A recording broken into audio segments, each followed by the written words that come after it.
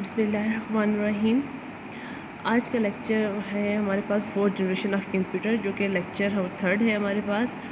1971 के बाद fourth generation build हुई थी, और इसका जो फोर्थ जनरेशन किस तरीके से आई थी, क्योंकि थर्ड जनरेशन के बाद हमारे पास फोर्थ जनरेशन टेक्नोलॉजी क्रिएट की गई थी। इस जनरेशन में जो डेवलप किए गए थे using the microprocessor as a main component of the technology, ठीक है।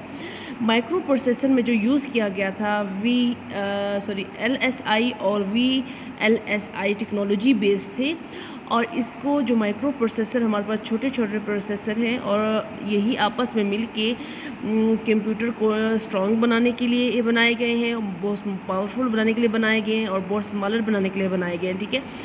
माइक्रो प्रोसेसर ने हमारे कंप्यूटर में बहुत इंपॉर्टेंट रोल प्ले किए हैं। देख लेते हैं कि इसमें अब क्या लिखा है। 1971 फोर्थ जनरेशन कंप्यूटर वर बिल्ड, जैसे कि मैंने आपको अभी बताया है। The fourth generation computer were extension of the third generation of technology. The fourth generation computer emerge with the develop of VLSI। VLSI stand for क्या होता है, हम very large scale integration. With the help of VLSI technology micro processor came into the existence. ये हमारे पास VLSI जब develop हुआ था, इसकी वजह से हमारे पास ये VLSI टेक्नोलॉजी माइक्रो प्रोसेसर आया था, ठीक है। The computer were designed by using the microprocessor. Thousands of integrated circuit were build on to a single silicon chip. आप जैसे कि पिक्चर में देख रहे होंगे, ये एक सिंगल सिलिकॉन चिप है। इस पर 1000 से ज़्यादा आपको माइक्रो प्रोसेसर मिलेंगे, और इससे ज़्यादा जो माइक्रो प्रोसेसर आपस में इंटीग्रेट होते हैं, मिलते हैं, जिससे आपका कंप्यूटर बहुत ज़्यादा फास्ट होता है, और आप आसानी से मल्टी टास्क उस यूज़ कर सकते हैं, ठीक है। The first generation field and entire room. जो पहली जनरेशन थी वो एक रूम, बहुत बड़ा रूम था, जिसमें आपके पास एक कंप्यूटर अवेलेबल होता था।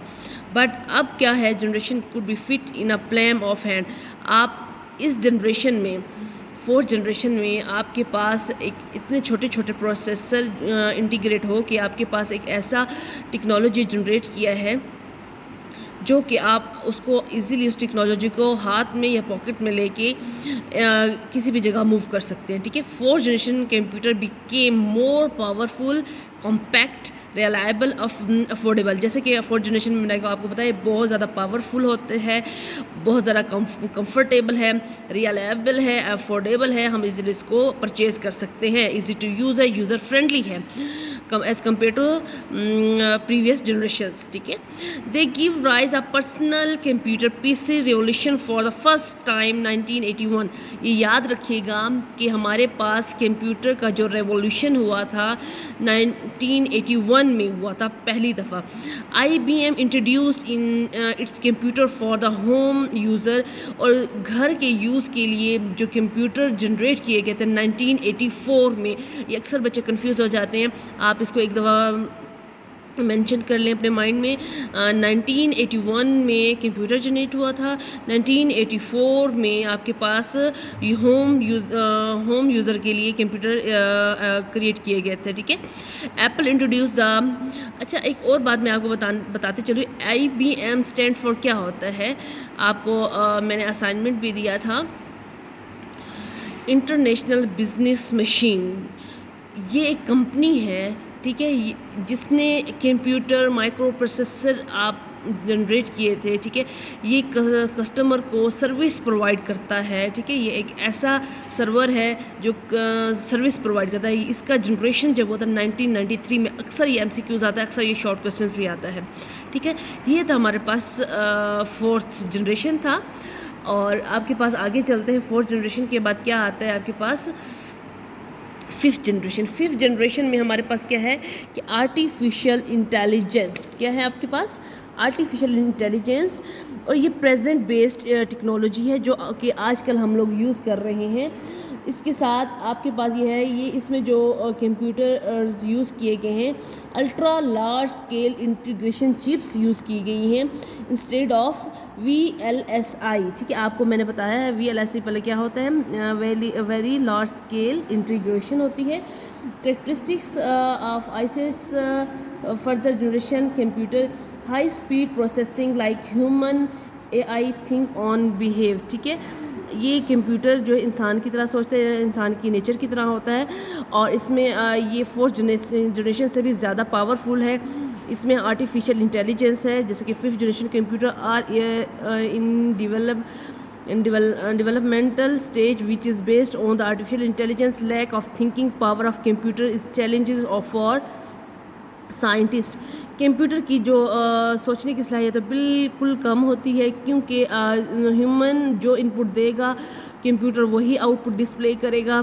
This generation computer are the step in the directions of the goal of 5th generation is developed to the device which could respond natural language input or the capable learning and self organization। ठीक है, ये natural language use करती है या वो understand भी कर सकती है। ठीक है ना, इजी टू यूज़ है, यूज़र फ्रेंडली है। We can say the 5th generation computer will have the powerful human intelligence. ठीक है, ये जिस तरह ह्यूमन एक काम करता है वैसे 5th generation natural language use करती है, इजी टू यूज़ है, यूज़र फ्रेंडली है हमारे साथ, और हम इस लैंग्वेज को आसानी से रीड आउट कर सकते हैं, समझ सकते हैं। ठीक है, ये था हमारे पास 5th जनरेशन हमारे पास थी। अच्छा, इस 5 जनरेशन में हमारे पास सबसे ज़्यादा पावरफुल जनरेशन 5th जनरेशन है, आर्टिफिशियल इंटेलिजेंस है, और क्योंकि ये नेचुरल लैंग्वेज को रीड आउट करता है और आसानी से हम इसको यूज़ कर सकते हैं, यूज़र फ्रेंडली हो जाता है, क्योंकि कंप्यूटर की पावर सोचने की नहीं होती, जो आप इनपुट देंगे कि वही आउटपुट डिस्प्ले करेगा कंप्यूटर। ठीक है, तो ये थे हमारे पास आज का लेक्चर, 3rd लेक्चर था हमारे पास। पहले 3 जनरेशन मैंने आपको पिछले लेक्चर में बताई थी, अब 2 जनरेशन मैंने आपको अब बता दी हैं, और इंशाल्लाह नेक्स्ट लेक्चर में आपको मैं मज़ीद डिटेल बताऊंगी इंफॉर्मेशन टेक्नोलॉजी के बारे में, कि ये कैसे इंफॉर्मेशन टेक्नोलॉजी आई और इसका बैकएंड क्या था। ठीक है, थैंक यू।